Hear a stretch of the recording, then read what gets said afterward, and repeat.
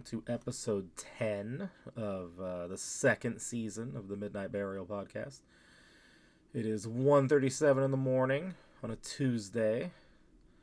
In a few hours I have to go get my blood drawn, but I've been putting off recording this episode for too long, so I'm going to have to suffer a little bit.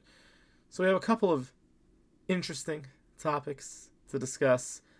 The number one topic that is making me laugh is J.K. Rowling bodying Emma Watson. So this is from last week, but in case you missed it, J.K. Rowling did not have nice things to say about the former Hermione.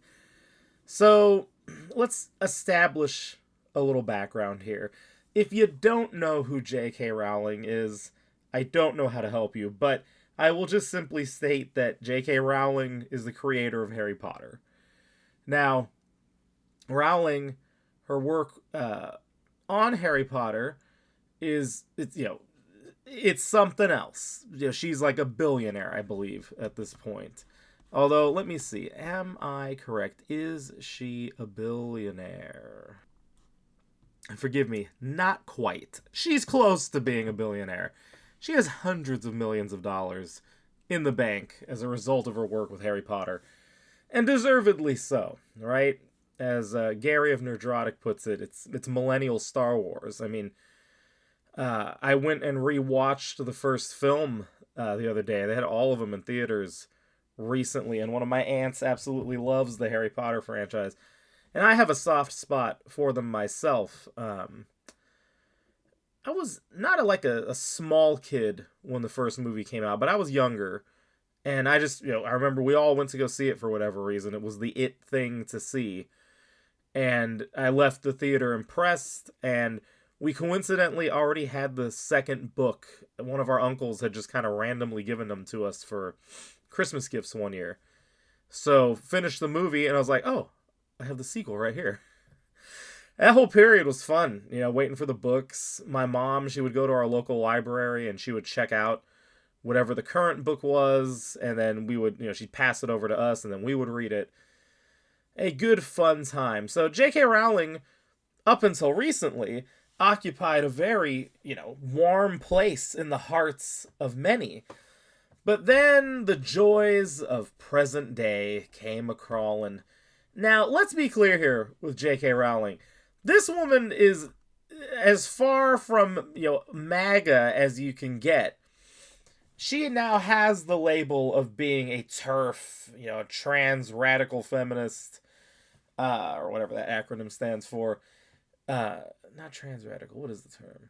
TERF. Hold on. Let me look this up. Give me a second. Be correct with my terminology. Oh, there we go. Trans-exclusionary radical feminist. Why would J.K. Rowling have this label attached to her? Well, because J.K. Rowling does not see eye to eye with her fellow leftists when it comes to issues pertaining to gender identity and transgenderism. So, J.K. Rowling, within the past, it's at least 5 years, probably getting a little longer in the tooth than that now. But J.K. Rowling essentially came out and was very vocal about not agreeing with the notion of people who identify as female being allowed to enter and occupy female exclusive spaces. To her, this was a bridge too far, where she's looking at men being allowed into women's prisons, men being allowed into women's locker rooms, and so on and so forth, simply by virtue of identifying as women. So she's, very much against this, and she's become very vocal about it, which has drawn the ire of the activist crowd. Now, the activist crowd, in turn, has basically labeled this woman, the devil, and she has, in terms of Hollywood and popular media, become persona non grata. You can't have those opinions in Hollywood, in pop culture. And so she's created, enemies, and this includes the former cast members of Harry Potter. So Daniel Radcliffe, Emma Watson, Rupert Grint, I think that's Ron. So the three of them have not come out in support of J.K. Rowling.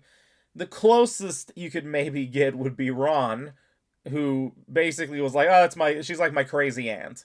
He didn't really condemn her, but he didn't support her. But Daniel Radcliffe and Emma Watson have both been pretty vehement in their criticisms of Rowling.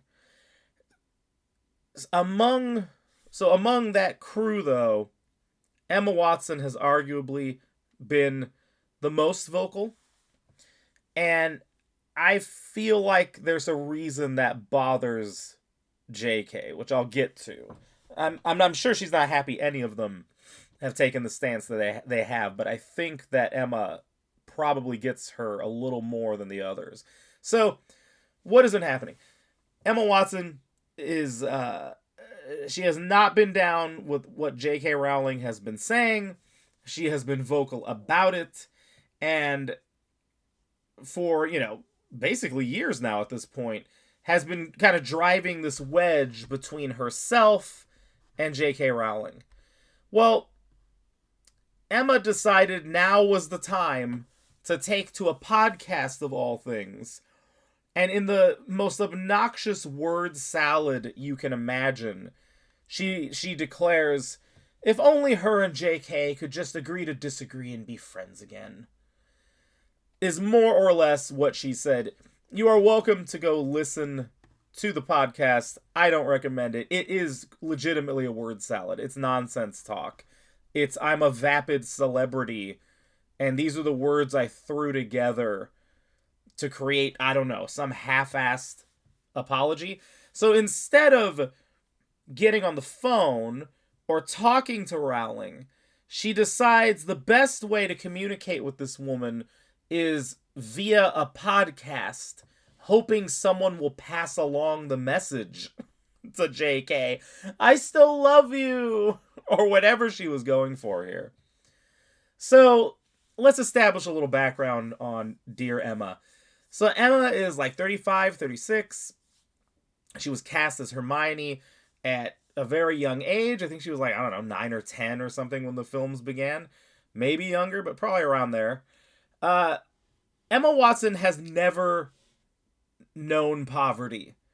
She has never had a material want in her life. Her family was already affluent. She went to the best schools. She was ostensibly already, like, an actress in training by the time she got to the Harry Potter series. And then the Harry Potter success takes this already affluent child and makes her, rich beyond your wildest dreams.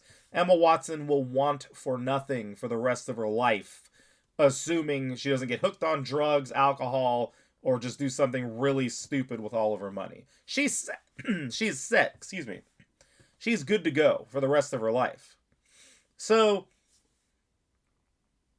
the stance that she has taken is one that comes from a person whose life has been, as a child, you went to go play make-believe, being this character.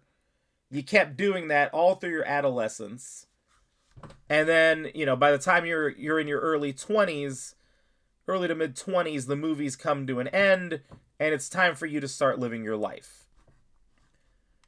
In 2014, she gets a Bachelor of Arts in English Literature from Brown University. She eventually goes to Oxford to get a master's degree in creative writing. And then after that, after the Harry Potter series ends, she's in little movies, these independent films, a couple bigger ones here and there. She does Beauty and the Beast for Disney, where she insists that, was it Belle, I think is the character's name, has to be like an engineer or something, forcing it to fit within her feminist worldview. Otherwise, I guess it's evil or something. Who knows? But that was her demand, and of course, Emma got it. So, if this sounds like a fantasy life, that's because it is a fantasy life. Let's be real here. You think Emma really earned that degree that she got from Brown? Do you think that it was her brilliant mind that got her into Oxford? I'm going to press X to doubt on any of that. Maybe she did. Maybe I'm wrong. Maybe she's an absolutely brilliant writer. Yeah, I doubt it. I think that she's a celebrity and that both Brown and Oxford knew it would be nice to have her attached as an alumni. So, in you come, Emma. You show up every once in a while. We'll throw a bachelor's degree. We'll throw a master's degree at you. That's the vibe I get from her. But regardless, even if she somehow earned these degrees, she comes across as someone who is not necessarily very bright. And by bright, more in the sense of she has no world experience. Her world experience is traveling to exotic locations for extended vacations.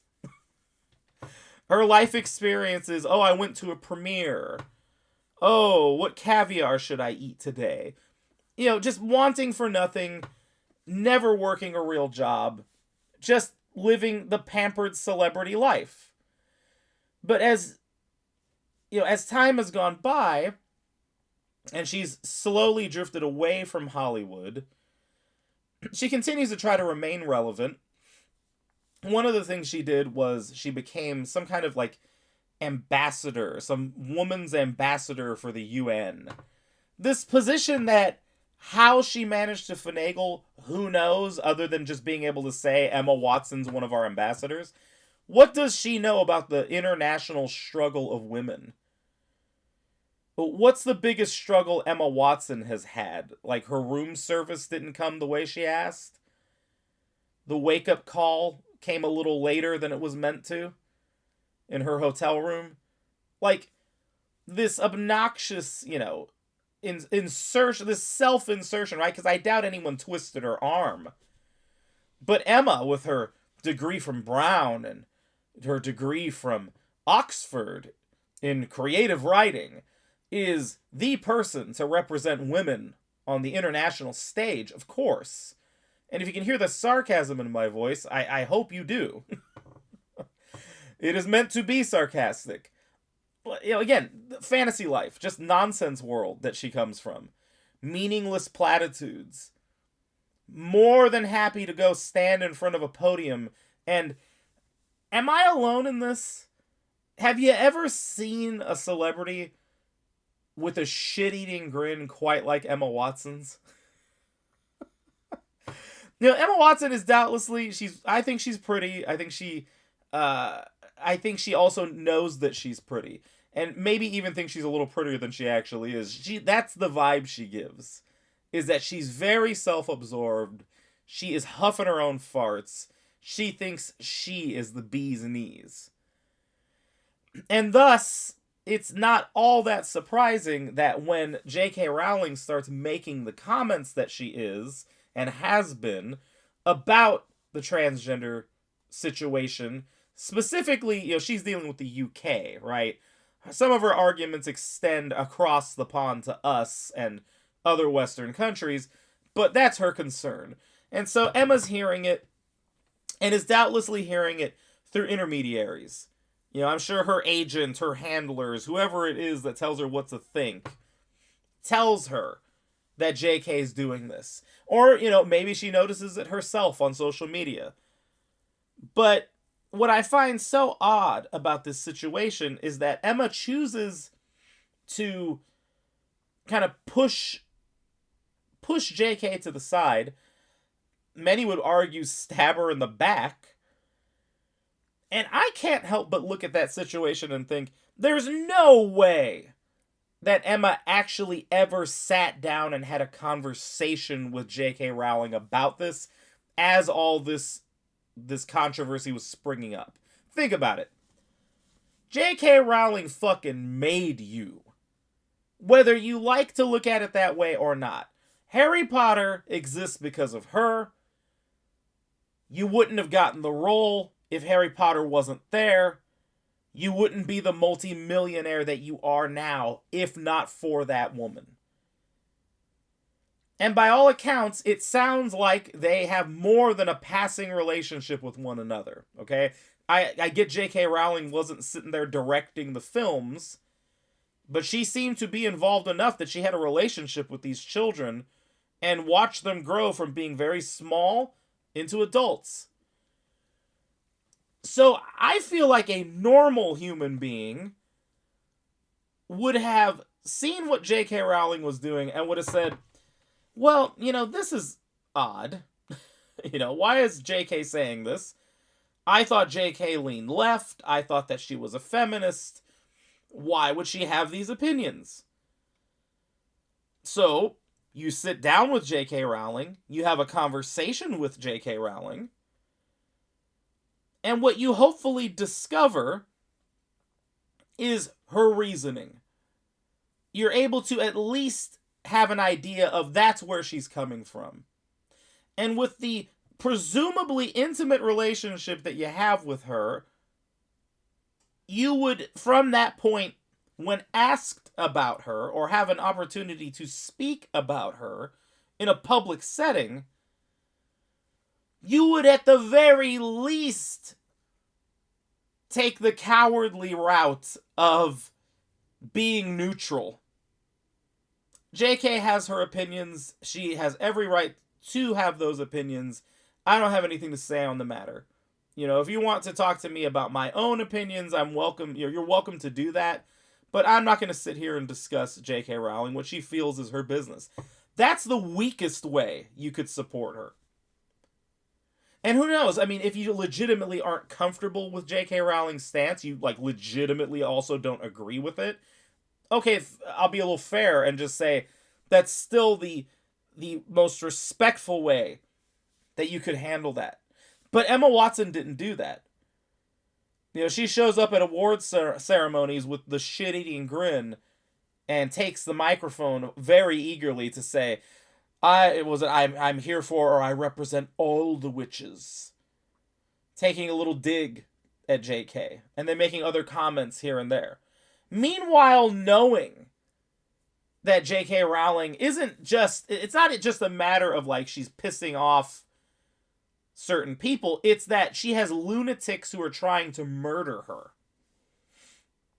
Who are threatening her and her family and her safety.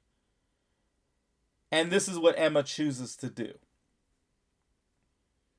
So, she goes to this podcast, she talks about it, and through this intermediary way of communicating with J.K. Rowling hears Emma's word salad about wanting to be buddies still. And J.K. Rowling decided to react. So let's go to her reaction. She did it on her X account.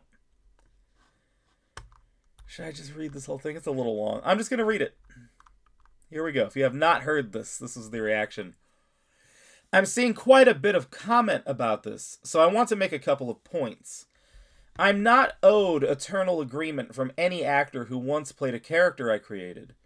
The idea is as ludicrous as me checking with the boss I had when I was 21 for what opinions I should hold these days. Emma Watson and her co-stars have every right to embrace gender identity ideology. Such beliefs are legally protected, and I wouldn't want to see any of them threatened with loss of work or violence or death because of them.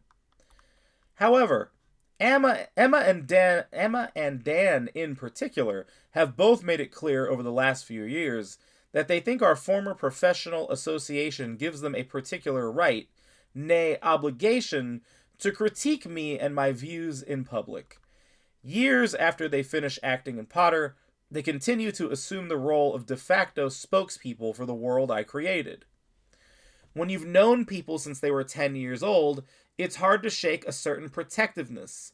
Until quite recently, I hadn't managed to throw off the memory of children who needed to be gently coaxed through their dialogue in a big, scary film studio. For the past few years, I've repeatedly declined invitations from journalists to comment on Emma specifically, most notably on the witch trials of J.K. Rowling. Ironically, I told the producers that I didn't want her to be hounded as the result of anything I said. The television presenter in the attached clips, there's a clip attached to this post, highlights Emma's all witches speech, and in truth, that was a turning point for me. But it had a postscript that hurt far more than the speech itself. Emma asked someone to pass on a handwritten note from her to me, which contained the single sentence, "I'm so sorry for what you're going through. She has my phone number." This was back when the death, rape, and torture threats against me were at their peak, at a time when my personal security measures had to be tightened considerably, and I was constantly worried for my family's safety. Emma had just publicly poured more petrol on the flames, yet thought a one-line expression of concern from her would reassure me of her fundamental sympathy and kindness. Like other people who've never experienced adult life uncushioned by wealth and fame, so this is where she really starts to dig into Emma.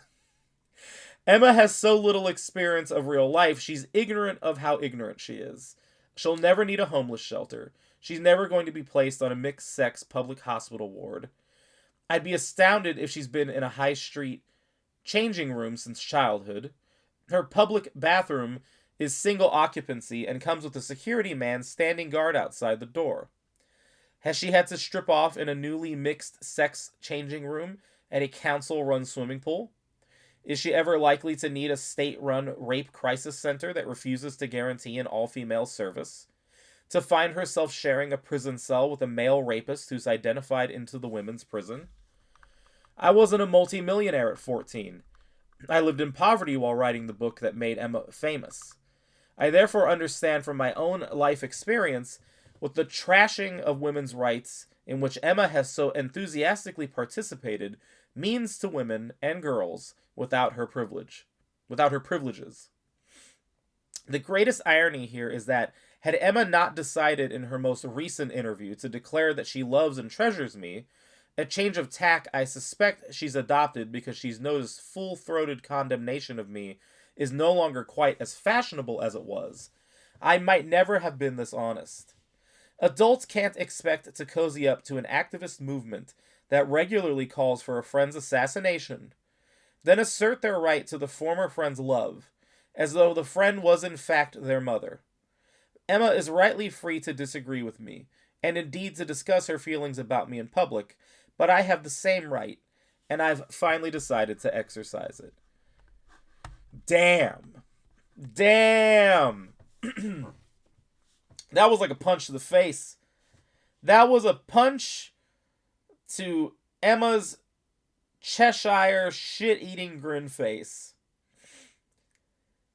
Yes, Emma Watson is a spoiled, coddled celebrity baby person who masquerades as an adult while never having actually lived as an adult. That's the point that J.K. Rowling is making. And as she points out, this girl has my number. She could have called me, not given me this ridiculous handwritten note. For what purpose? Plausible deniability? It's not attached to your phone so that I could pull up, the thread of messages between us and say, yeah, see, look, she said she supports me right here. No, instead it's a piece of paper that you can deny having ever written. No, she went to town on Emma, and Emma deserved every single bit of that. Now, I will say this. I mentioned earlier, I think that JK's particularly incensed by Emma. Of all the children, she's the one that probably hurts the most. Why? Well, I do think it's as simple as she's the girl in the group. She's the fellow woman. But I also think that she probably looked at Emma and was like, well, she's a feminist like I am. I feel like I've, imparted some of my wisdom to her. But to have her siding in this just obviously farcical movement and the utterly bizarre reasoning that is leading to, as she described, a rapist man who can basically just be like, oh yeah, I'm a woman now, and then he gets thrown into the women's prison with them. I mean, just the ludicrous nature of that. How do you as Emma Watson even counter that? Have you ever even thought about it? I doubt it. Given, her public remarks, given what J.K. Rowling has said here, Emma Watson seems like someone who has her head perpetually up her own ass. And this beatdown from J.K. Rowling is probably one of the most vicious rebukes she's ever gotten in her entire life. So good for J.K. Rowling. But I will say this. As much as I applaud Rowling for saying what she did, I do think that Rowling is ignorant to the fact that she herself helped usher in this craziness that it seems like she's going to be spending probably the rest of her life fighting. As I mentioned, she ain't no MAGA. She ain't no conservative. She just has a very strong view on the transgender situation that happens to align with what many conservatives feel and have been saying, but she in no way is a conservative herself. She's very much a left-wing person. And I'm sure through her vast fortune that she has probably helped get into office or influence politics within her own country, to put into power the very jackasses that are throwing men in wigs into women's prisons. So she is reaping what she inadvertently sowed by blindly supporting one side. So now she's lost, at least for now, this relationship with these children who she seemed to care very much about. She's now spending her time endlessly just posting on social media and doing all these other things to counter this movement that is endangering women in her country and around the world.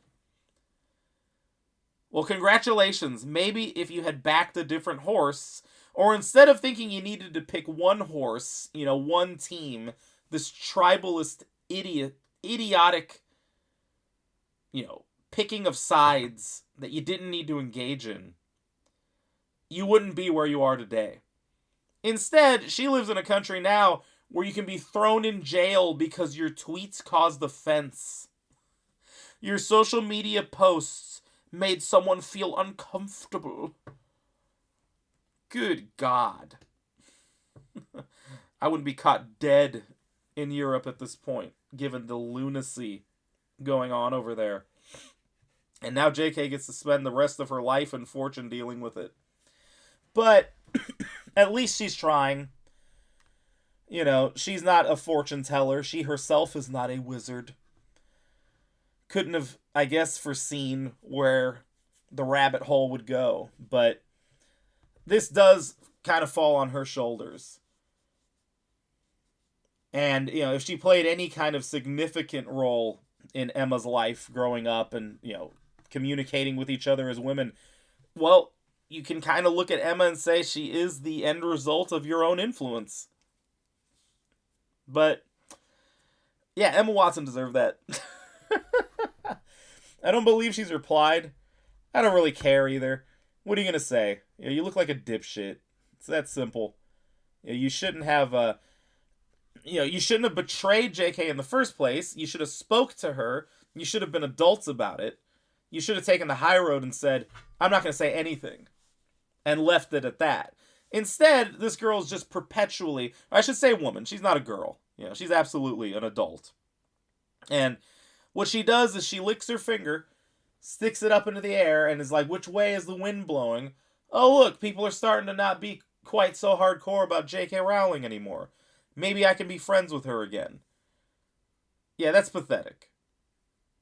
So, this madness. And so this system of lunacy that I'm talking about, it extends in multiple directions, right? I am going to loop this into the sale of EA, right? So EA recently just sold. It sold to three entities: private equity fund Silver Lake, investment firm Affinity Partners, and Saudi Arabia's public investment fund for $55 billion. Those are your new owners of Electronic Arts. So you're likely not very familiar with any of these. I know I was not particularly familiar with them. But Affinity Partners is owned by Jared Kushner, whom you might know as being, he's a former Trump cabinet member, I believe. And that's Ivanka Trump's husband. Okay, so, one of Trump's son-in-laws is connected to this, along with Saudi Arabia.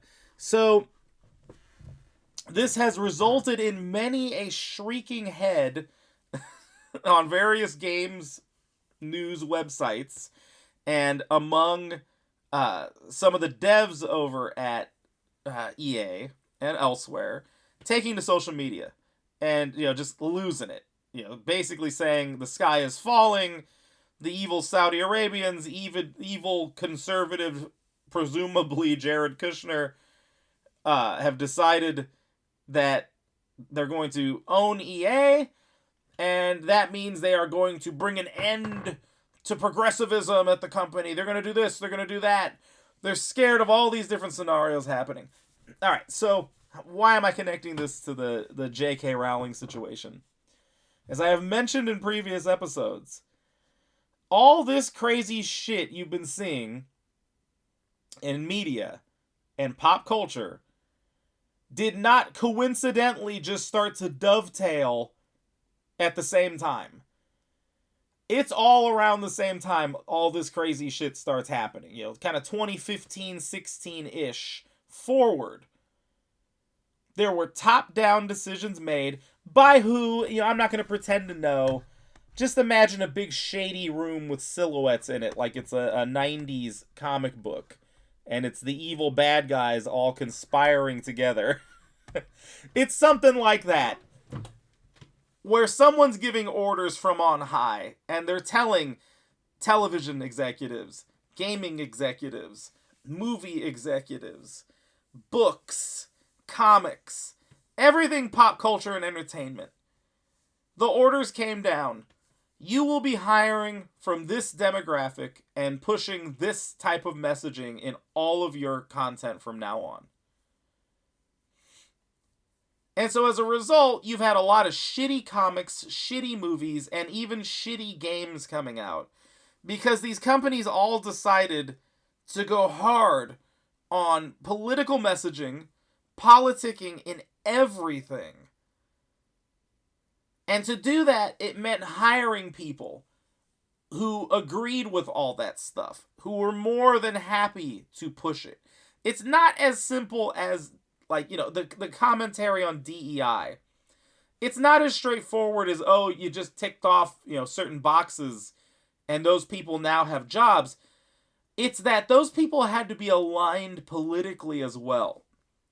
I could technically fit one of those boxes. I'm a Mexican with Native American blood inside me. I'm a mix of Ohlone and Apache, for crying out loud. I'm like a DEI person's wet dream. But the problem is, I'm not particularly interested in pushing any ideology if you were to hire me at Disney or Marvel or wherever.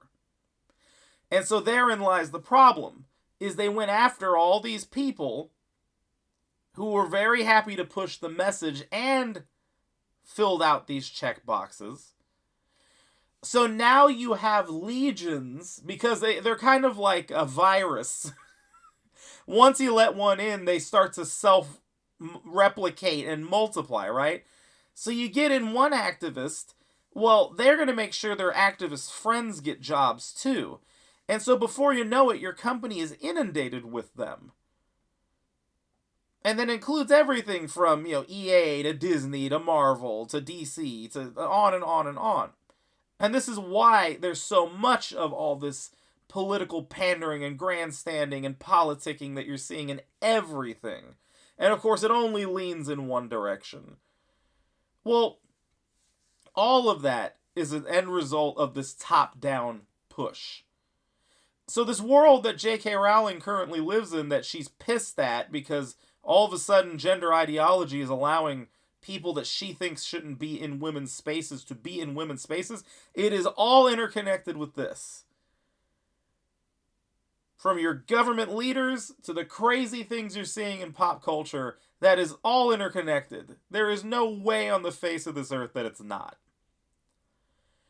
And so now, the Saudis and Kushner and Silver Lake, they all have a piece of the EA pie, and creators at companies like BioWare are obviously worried about...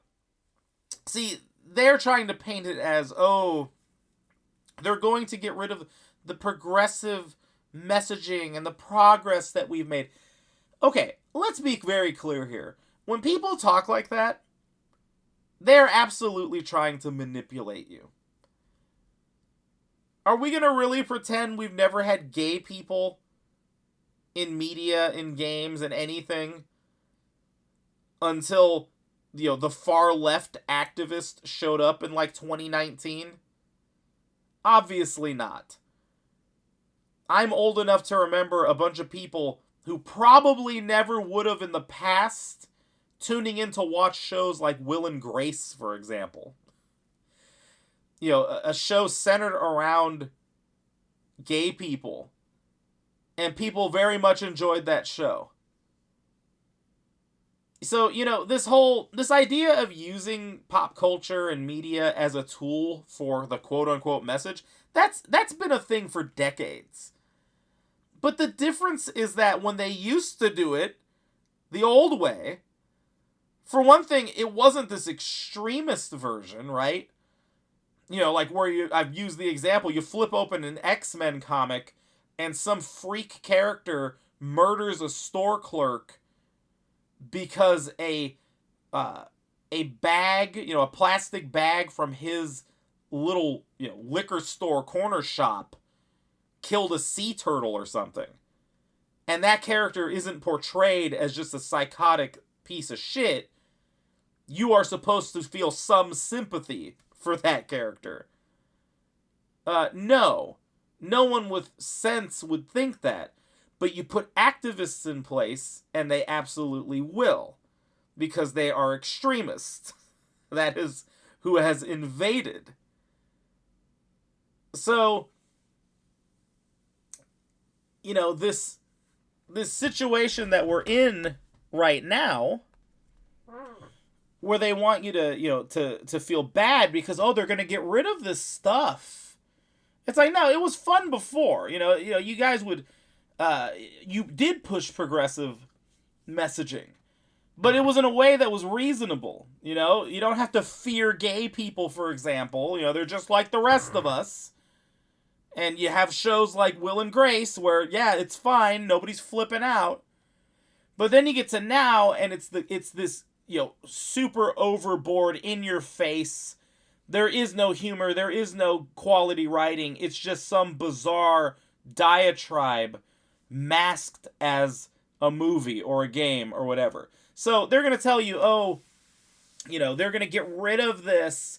It's like, no, what they might do, though, is they might not tolerate extremism content. Or content that has no business being where you're putting it. Take Dragon Age. Why are we playing a game, a fantasy game, where there are lectures about selected pronouns? I don't know. The audience didn't know either. And it has nothing to do with, they're bigots, they're ists, they're phobes. No, they're not. These are just people who are tuning in because they've played the other Dragon Age games. We're hoping for something like that. And instead, it's your Blue Sky posts given form as a video game. And no one wants that. So I think that a lot of these people who are flipping out, part of it is that they know they're cooked. They know that they probably shouldn't even be where they are anyway. I mean, you have to get to a point, right, where you have some self-awareness. Where you're like, man, nobody really liked Veilguard, did they? Nobody was really much of a fan of that game. Now, I'm of the opinion, I don't think it sold very well. I think it probably sold mediocre or like nowhere near expectations. After all, the head of BioWare was, given the boot.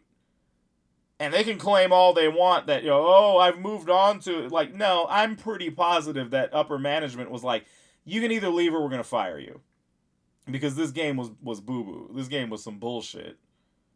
And we're not letting you make another one. I think they're aware of that. And that a lot of them are there because they had a buddy that got them in there. Or that they're in there because they ticked off certain checkboxes. And, now they are nearly untouchable. And see, that's the thing about this. Is that because you picked based on immutable characteristics, gender identity, sexual identity, race, etc. Have fun firing any of them. Because look at that. You made sure to hire 30% more of Group X, and oops, you only picked from the extremists within that demographic who have far left ideology. And now if you fire them, they're going to tell you what a racist, terrible, horrible thing this is. And because you run your business off of what X comments you're going to get, or a subreddit, and so on, you're scared. And you don't want to do it. Except now it's a new ball game. Now you've got Saudi Arabia, who fucking doesn't care. They absolutely aren't going to care about whatever checkboxes were ticked off to put somebody in it, like BioWare for example. No, they're going to look and say, no, we don't care. We're diverse. We're Saudi Arabia. See how that works? How are we racist? Based on your own definitions, we couldn't possibly be. So you have that going against you. And then, of course, they're concerned that Kushner is going to be the same way because he's a big evil conservative. But I think the reality's nowhere near as simplistic as that. I don't think it's a matter of like, oh, we're Saudi Arabian, so we hate progressivism, so we're going to stamp you out. I mean, I don't know, I'm no expert on Saudi Arabia. I know that they're probably definitely not as tolerant of a lot of the things that, Americans are. See, that's the thing that really kills me, is that everybody is so quick to be, America's an evil country, it's on and on. But yet, everyone sure loves to come here, don't they? They sure do love to risk their life in some cases to come here. To save every penny they have in their home country to come here. To pull every illegal card they can to sneak here. Yeah, all of that. I don't quite see that happening with any other countries, particularly like, Saudi Arabia. Now, I'm going to get to my thoughts on EA being owned by these entities in a moment, but I will say that these devs that are flipping out, it's like, no, you know what's going to happen here? First of all, so my brother-in-law explained to me this concept, and so I feel special now because I know what it means. This is a leveraged buyout. So EA goes private now because these three entities came in and just bought everything. But it's leveraged, so that means they had to borrow funds to make this happen. So, like, imagine Scrooge McDuck went to go buy EA. Scrooge McDuck with his vault that he swims in, just full of gold, right? Scrooge's fortune is there. It's actual money that he can count. And so he could just show up with a billfold and say, yeah, here you go. How much is it? 55 billion? I have that in my, I have that in a corner of my safe. Here you are. Jared Kushner and Saudi Arabia and Silver Lake are not quite Scrooge McDuck. So they have to go borrow to get all of the 55 billion that they needed in order to by EA. So what that means is they now have to quickly turn a profit so that they can start to pay off the money that they borrowed. So this means they're probably not going to be inclined to play fast and loose with projects that might not turn a profit. Now, you can think what you want, but your highly progressive Dragon Age Veilguard with pronoun lectures in it doesn't quite have the mass appeal that you think it does. So for, again, activist devs who are coming out and saying, oh, they're going to kill the progressivism, that's not exactly what the issue is. The issue is that whatever the fuck it was you were making with Veilguard just doesn't appeal to a broader audience, gay, straight, or otherwise. Because don't act like it's just the evil straight people, quote unquote, who just, they don't have an open mind and they don't want to... No, it's you produce something that just was not appealing. Just like Concord. Concord shows up with its weirdo character designs. Not a single bit of it's appealing. And everyone from every stripe and creed said, I don't think that looks fun. I'm not playing it. I'm not giving you $40 just to get my foot through the door of your quote-unquote Star Wars, Sony's Star Wars. I'll never get over the fact that some executives allegedly thought Concord was going to be Sony's Star Wars. As I've said, I guess it's your Disney Star Wars. Because ain't nobody want this, alright? And so, what I'm getting at here is, as I mentioned before, you want to do progressivism, give me some will and grace. But when you give me Veilguard, that's not good. It's not entertaining. And more to the point, I think these people that are crying out know that that's about as good as it's going to get from them.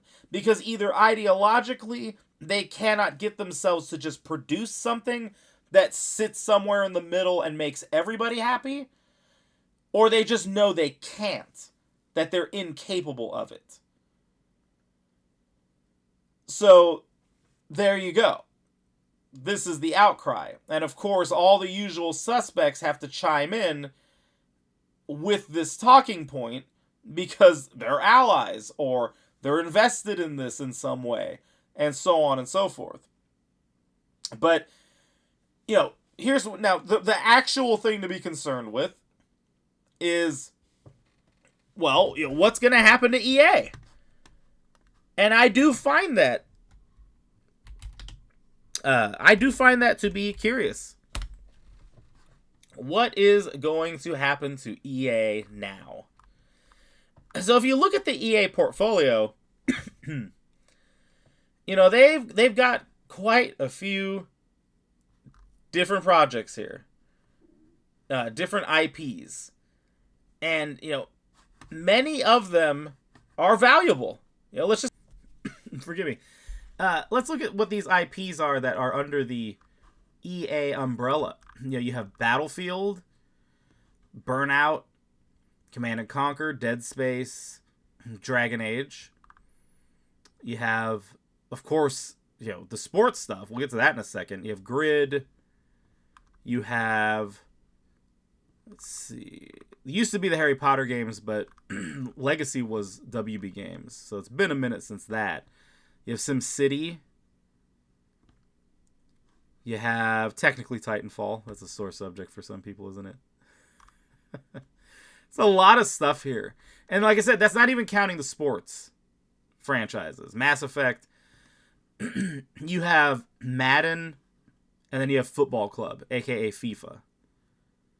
Just two huge things right there. The Sims.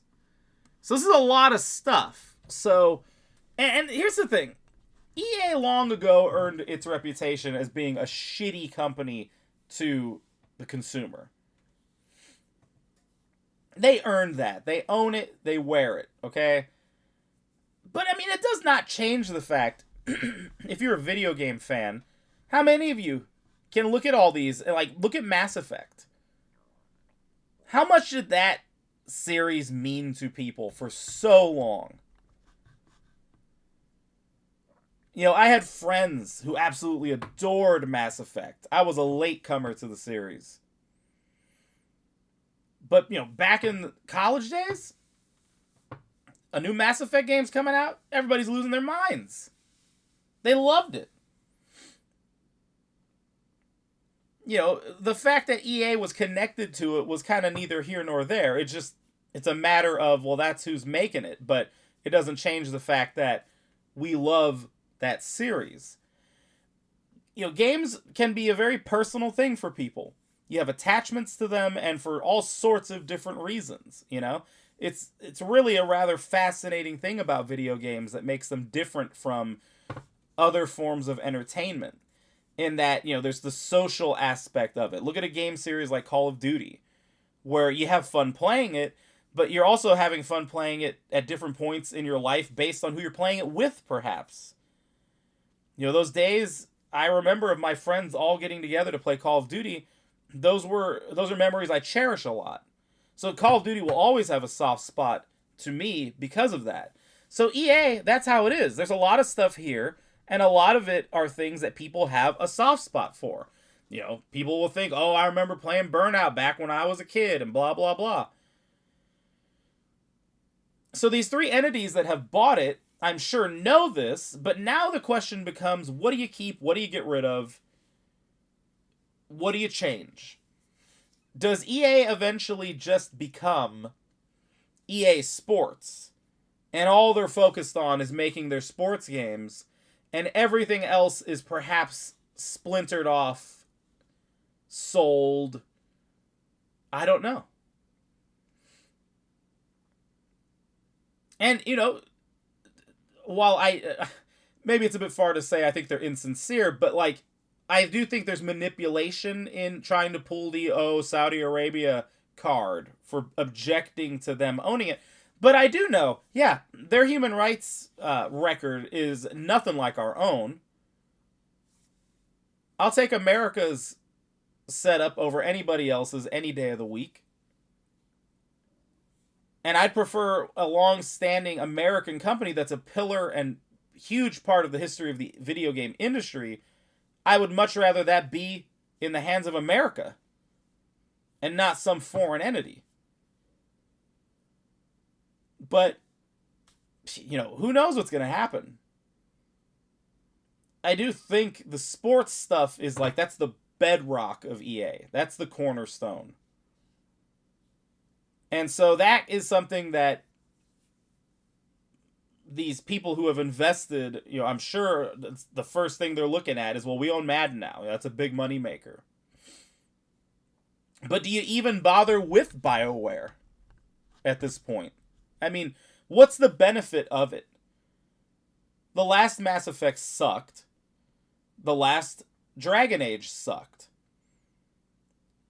It's expensive to run the studio, to maintain it, to have all that personnel, to produce the games. And you had a leveraged buyout. You spent $55 billion, of which you did not have all that money. So now you got to make your profit back. Well, how are you going to do that with BioWare sitting around doing nothing? I mean, I don't really want to see the studio go under. They themselves have a place in the history of video games. But it's a place that I think somebody like myself has more caring towards.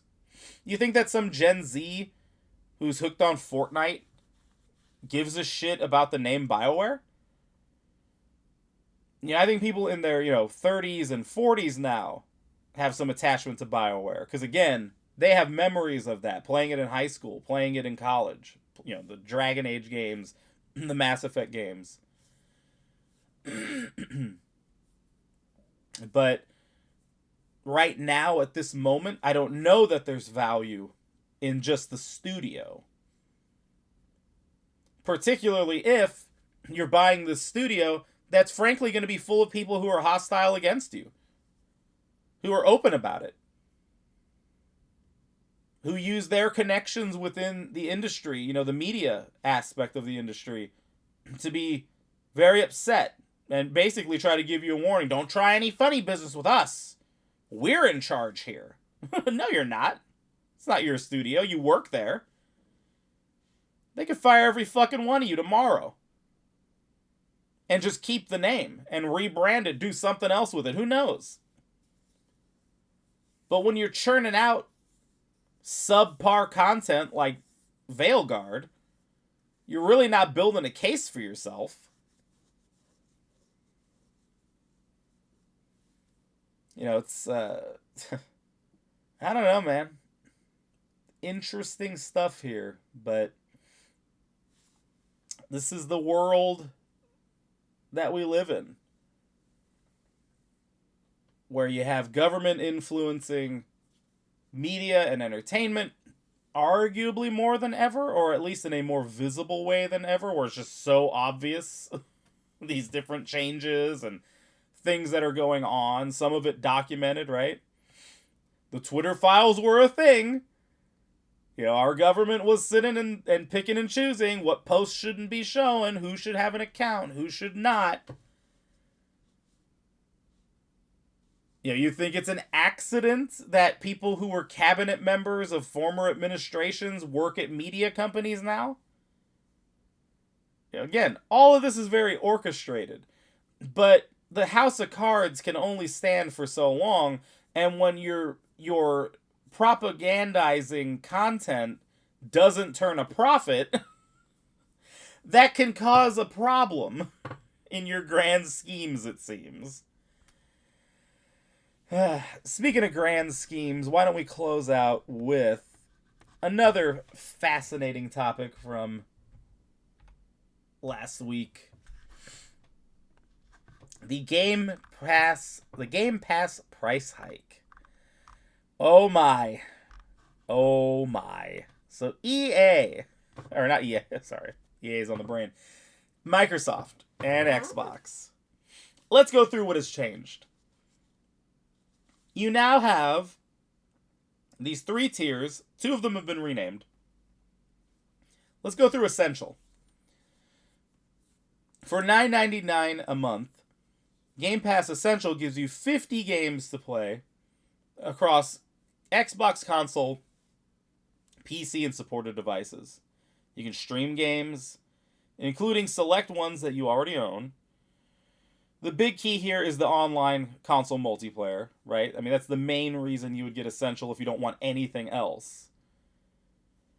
You can play and earn up to $25 a year in the store with rewards and benefits for games like League of Legends and Call of Duty Warzone.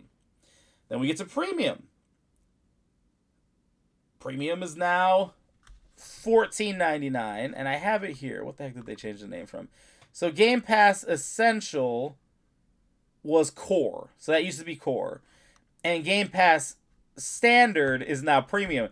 That is so fucking funny. Standard is now Premium. It's the same shit, and it costs more, but we're going to call it Premium now. So that you think you're getting a better deal than you actually are. So for another $5, $14.99 a month, Premium is going to net you 200 plus games. New Xbox published games join the library within 12 months of launch. The game streaming, earn up to $50 a year in the store. Same benefits, and online console multiplayer. And then finally, we have Ultimate. And this was the great sin. That's $29.99 a month now. 500 games. New games on day one, including Xbox published and third-party published games. The new thing thrown in, which is you get EA Play and Ubisoft Plus Classics and Fortnite Crew. Streaming at the best quality with the shortest wait times. And, games you own. Up to $100 a year in the store with rewards. Same benefits and same online console multiplayer. Well, this is a bit much for people, my friends. That Ultimate one in particular really pissed people off. $30 a month. Now, yeah, I mean, I'm looking at the chart. The Ultimate column is much longer than the other two. But let's break it down. 500 games, what the fuck are you going to do with 500 games? You going to play 500 games? No. And for like $360 a year, why don't you just buy the handful of games that you're going to play anyway? So this in particular applies to people who, you know who you are. You're picky. You're either picky and only play a few handful of titles that you have carefully curated, you've looked at reviews and so on and so forth. There's that, right? Then there's the sports diehard. So there's the person who's like, I'm only, I have a console because I play Madden, I play FIFA, and then maybe I play Call of Duty, and maybe I play Grand Theft Auto. Those people exist. Do not think they don't. I worked at a GameStop 2 different times in my life. They absolutely are out there. That is actually, I think, a significant chunk of people, actually, in the gaming world. So, for that $30, it was just such a tipping point. It's like, yeah, could you have downgraded, go to premium, go to essential? Yeah, I guess so. But the fact that Microsoft, they throw in your face that they added value. What value did you add? Nobody fucking asked for Ubisoft Plus Classics. I mean, it's bizarre to have this company try to get in your face and tell you, oh yeah, we're helping you out, buddy. We're giving you 30, we're charging you 30 a month, but look how much more we're giving you. I didn't ask for more. And I don't necessarily want these things that you're trying to give to me. I don't think I'm very interested in EA Play. I'm not interested in your 100 a year in the store with rewards. Like, it's all just a bunch of fluff bullshit. You're charging me more money. It's that simple. You want $10 more from me per month for the service I was already getting. And it's not improved in a way that really matters to me or most other players. So allegedly, Xbox was so impacted by this that there was like disruption to the website for people to go on and cancel.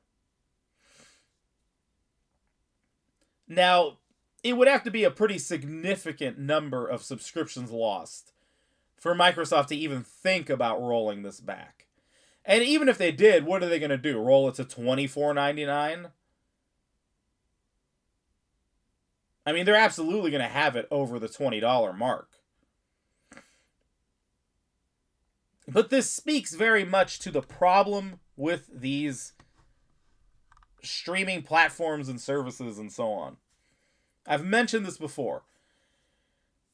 But Game Pass, this scheme that Microsoft came up with, I was, again, talking with my brother-in-law about this. I was like, let's say you took everything that is Game Pass, but you just made it a Sony product. So everything that you know about Game Pass, but it's coming from PlayStation.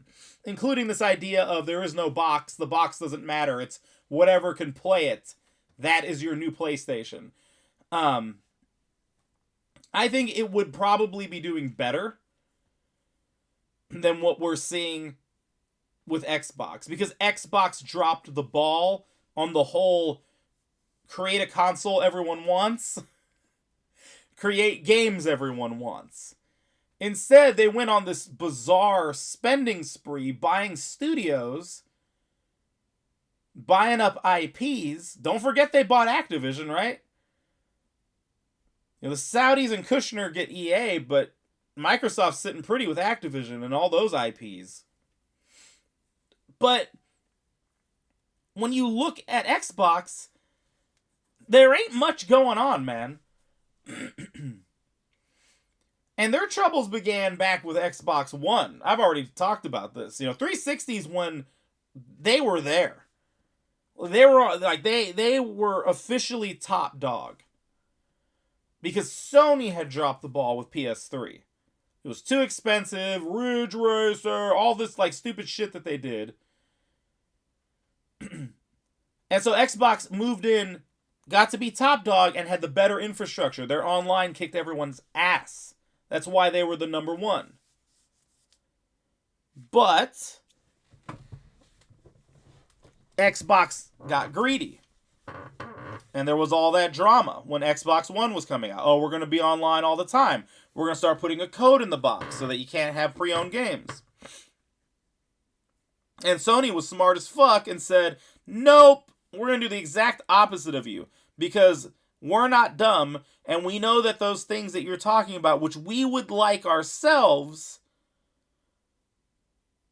simply by being the opposite of you, pulling a George Costanza, we're going to do the opposite.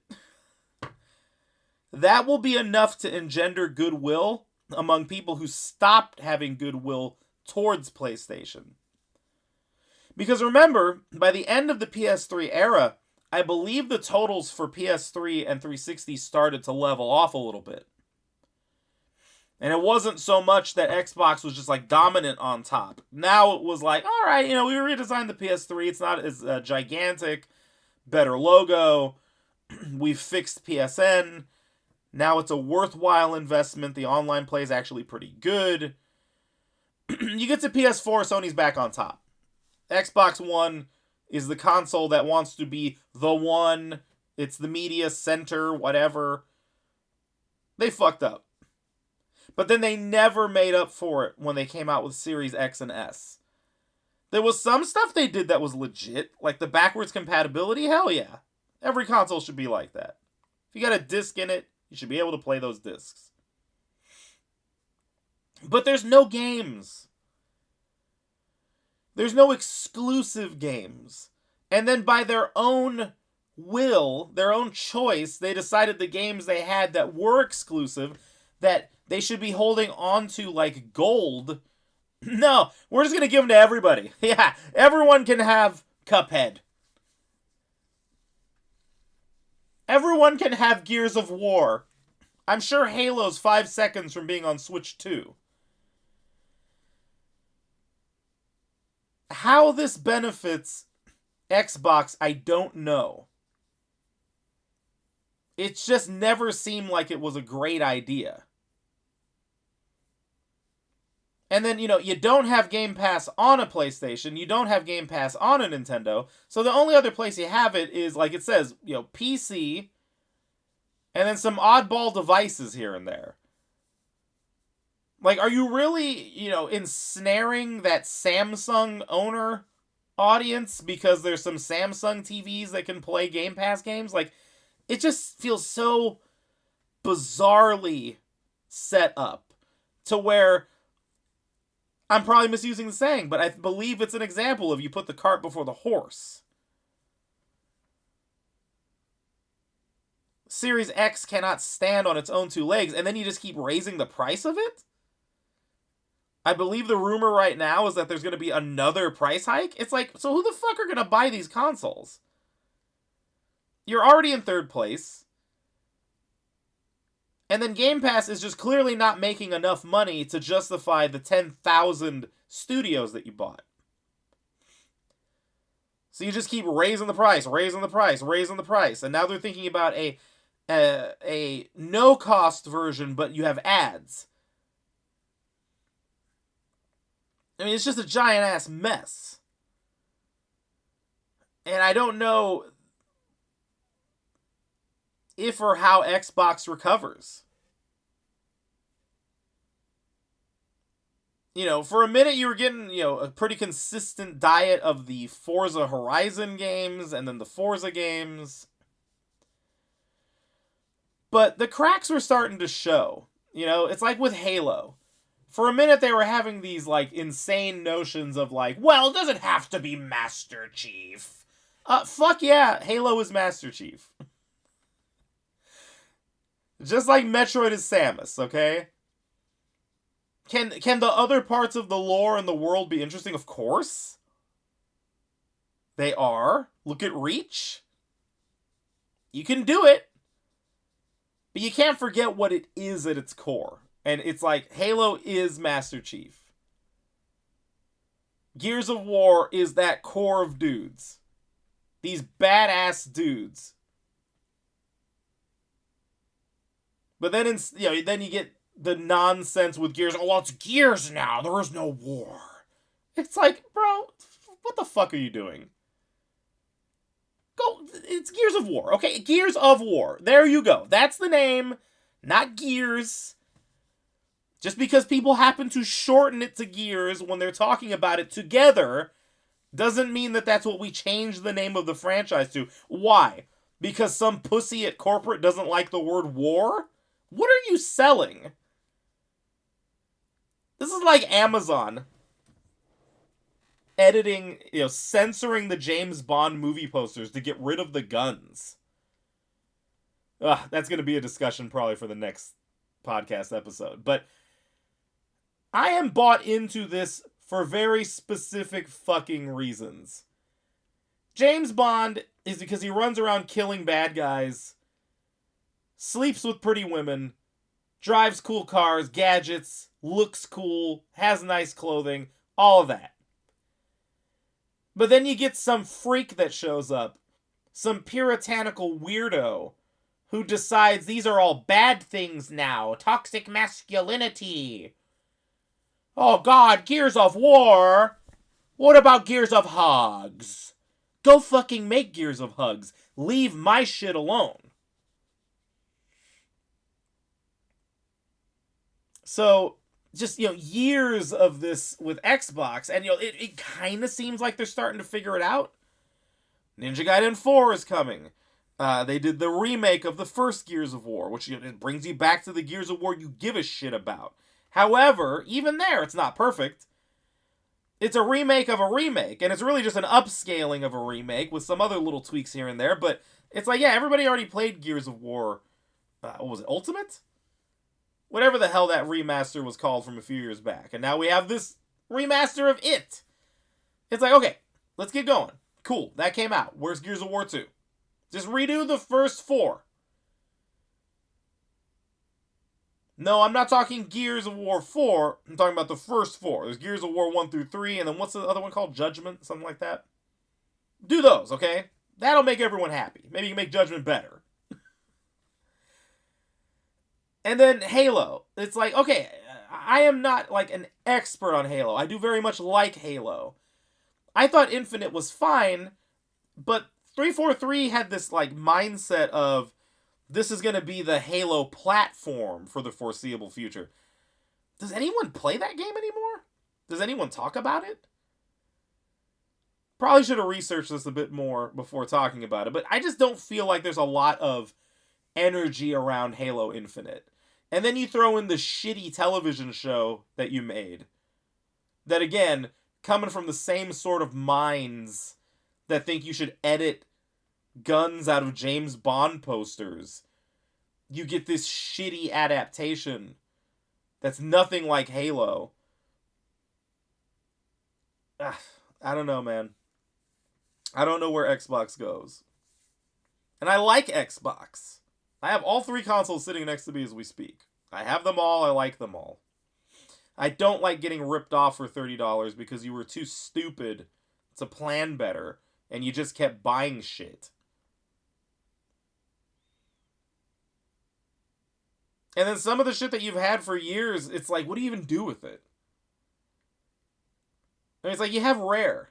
Rare's like a shadow of itself. It's sad.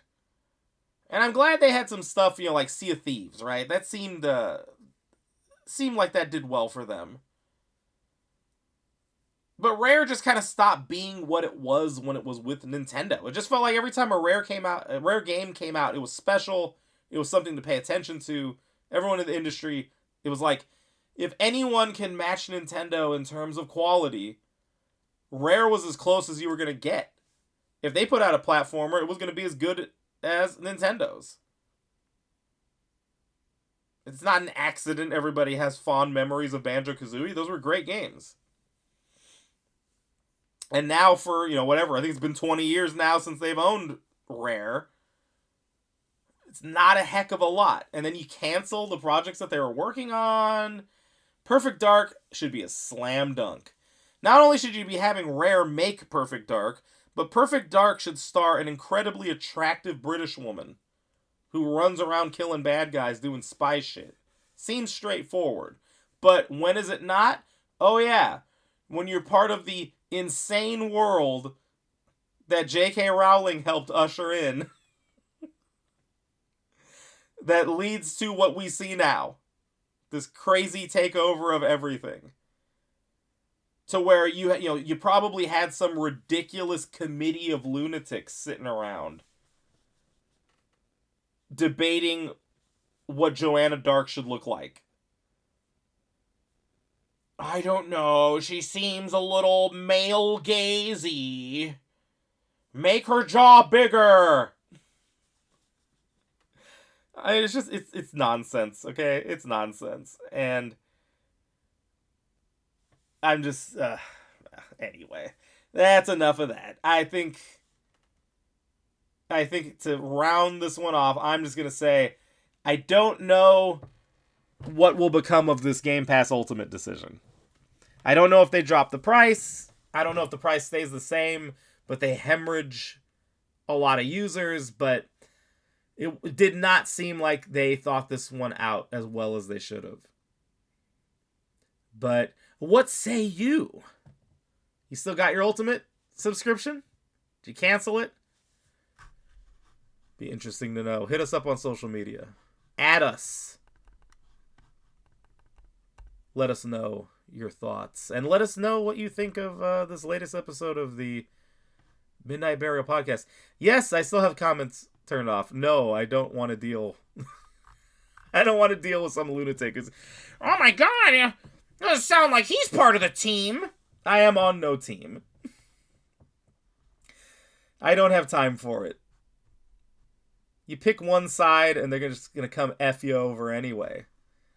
I prefer just sticking with common sense. That's what I try to preach here. And I hope you're enjoying it. So, thank you for tuning in. We might have a quick turnaround with another episode within the next day or two, because there's a couple things I want to talk about, like that nonsense with James Bond and the censorship.